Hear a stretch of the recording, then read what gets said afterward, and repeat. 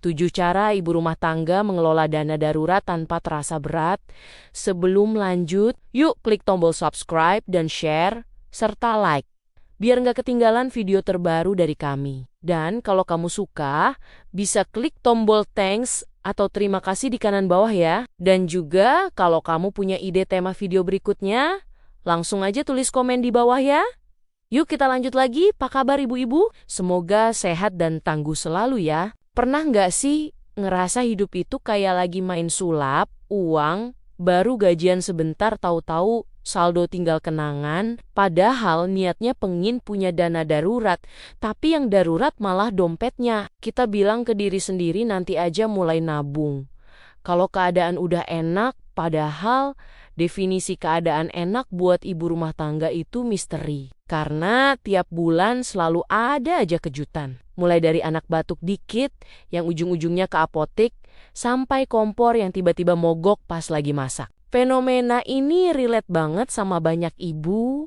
Dana darurat sering cuma jadi konsep indah di kepala, bukan sesuatu yang benar-benar kita pegang. Kita merasa sudah pintar ngatur uang, tapi begitu ada kejadian mendadak, langsung panik, buka dompet sambil berharap ada uang nyempil sendiri. Lalu mulai bercanda pahit, bilang ya sudahlah, namanya juga hidup, padahal di dalam hati ada rasa capek dan takut yang gak pernah kita ceritain ke siapa-siapa. Yang lucu sekaligus nyentil itu, kita sering lebih siap nabung buat barang lucu diskonan daripada nabung buat kejadian tak terduga. Kita jago banget ngitung potongan harga, tapi lupa ngitung rasa aman. Sampai akhirnya sadar, dana darurat itu bukan soal kaya atau enggaknya kita, tapi soal ketenangan. Soal ibu yang bisa tidur sedikit lebih nyenyak, tanpa deg-degan, mikirin besok kalau ada apa-apa. Cara pertama yang paling sering disepelekan adalah menunggu uang banyak dulu baru mulai dana darurat,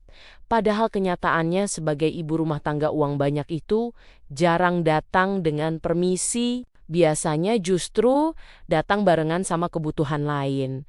Jadi kalau nunggu siap, terus ya nggak mulai-mulai. Aku dulu mulai dari nominal yang bikin ketawa sendiri karena kecil banget, tapi justru dari situ kebiasaan kebentuk. Misalnya tiap belanja ada sisa kembalian langsung masuk amplop khusus. Rasanya receh, tapi setelah beberapa bulan baru sadar, kok bisa ya terkumpul juga. Dan dari situ aku belajar kalau dana darurat itu soal konsistensi bukan soal pamer angka. Masih di cara pertama ini, aku sering bercanda ke diri sendiri, bilang ini bukan nabung buat liburan, tapi nabung biar nggak nangis mendadak. Karena uang sedikit yang rutin itu kayak teman setia, yang mungkin nggak kelihatan keren, tapi selalu ada pas dibutuhkan. Beda sama niat nabung besar, tapi cuma bertahan di awal bulan lalu, hilang ditelan kebutuhan. Dan dari pengalaman itu, aku ngerasa lebih tenang,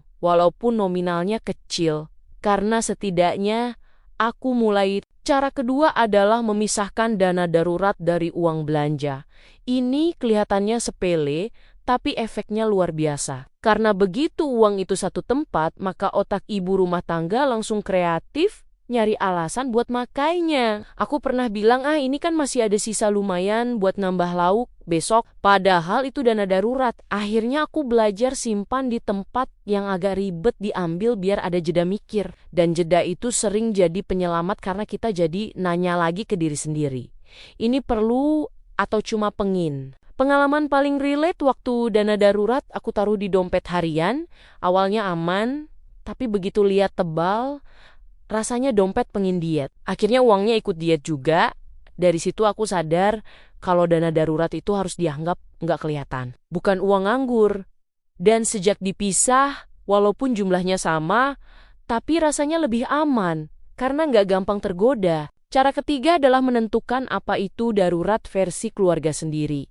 Karena tanpa batas yang jelas, semua hal terasa darurat, apalagi kalau capek. Aku dulu sempat nganggep semua kebutuhan mendadak itu darurat, termasuk ajakan arisan dadakan dan promo terbatas. Padahal yang namanya darurat itu sesuatu yang kalau nggak ditangani hidup jadi kacau. Seperti sakit, atau kerusakan penting. Sejak itu, aku bikin aturan sederhana di kepala. Kalau masih bisa ditunda, berarti bukan darurat. Contohnya waktu anak pengen ganti tas karena lihat temennya bawa yang baru, rasanya pengen langsung ambil dari dana darurat biar anak senang. Tapi setelah dipikir ulang ternyata tas lamanya masih layak. Akhirnya aku tahan dan bilang ke diri sendiri, dana darurat bukan buat menenangkan perasaan sesaat. Dan anehnya setelah itu aku justru merasa lebih kuat karena bisa bilang tidak. Cara keempat adalah melibatkan emosi saat menabung. Ini mungkin terdengar lebay tapi justru paling ngena. Karena ibu itu hidup dari rasa, aku sering bayangin skenario terburuk bukan buat nakut-nakutin diri sendiri, tapi buat ngingetin tujuan. Bayangin kalau tengah malam anak sakit dan kita nggak perlu panik pinjam sana-sini, itu rasanya jauh lebih menenangkan daripada beli barang yang cuma bikin senang sebentar. Setiap kali aku mau pakai dana darurat, aku selalu ajak ngobrol diri sendiri. Kayak lagi curhat, aku tanya ini benar darurat atau cuma capek dan pengen hadiah kecil. Dan seringnya jawabannya yang kedua, di situ aku ketawa sendiri karena ternyata bukan butuh uang, tapi butuh istirahat. Dan dana darurat selamat satu kali lagi. Cara kelima adalah berhenti merasa bersalah. Karena dana darurat masih kecil.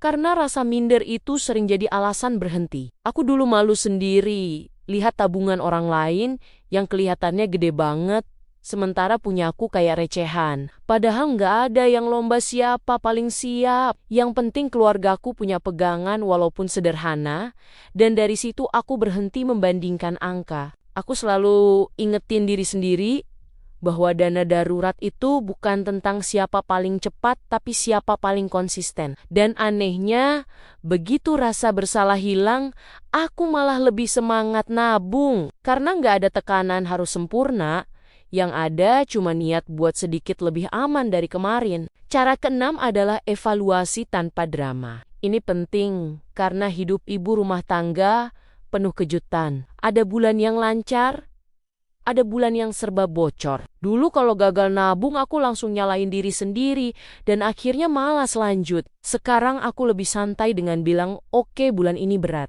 Tapi bukan berarti selesai.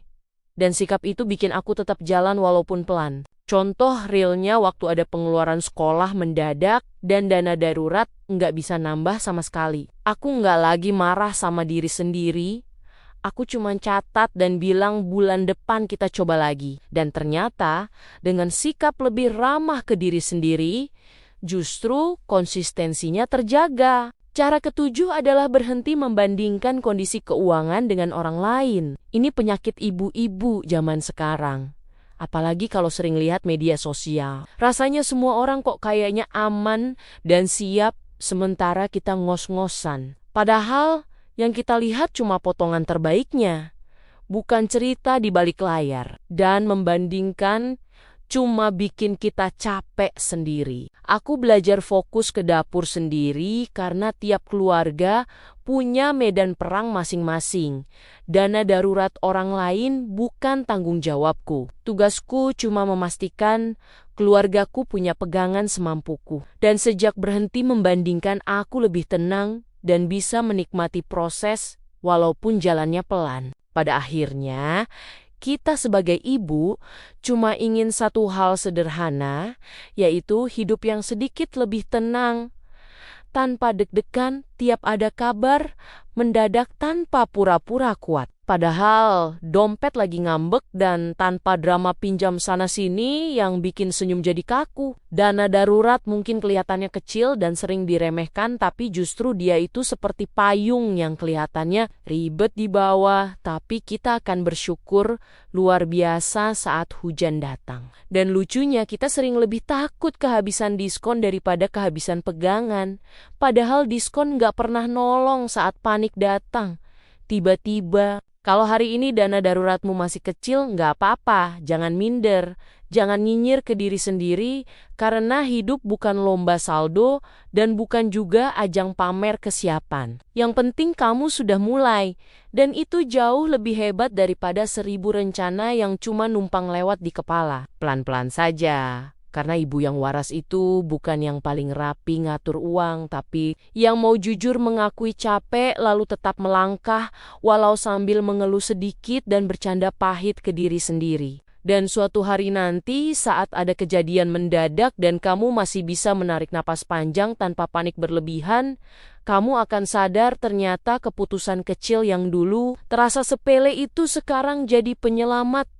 Bukan karena uangnya banyak, tapi karena hatimu lebih siap. Dan di titik itu kamu akan tersenyum sambil bilang ke diri sendiri, ternyata aku mampu menjaga keluargaku dengan caraku sendiri, walau sederhana, walau pelan tapi penuh niat dan harapan. Demikian cerita kita kali ini. Sampai ketemu lagi di episode berikutnya di obrolan yang lebih menarik. Pokoknya tetap semangat ya, Bu.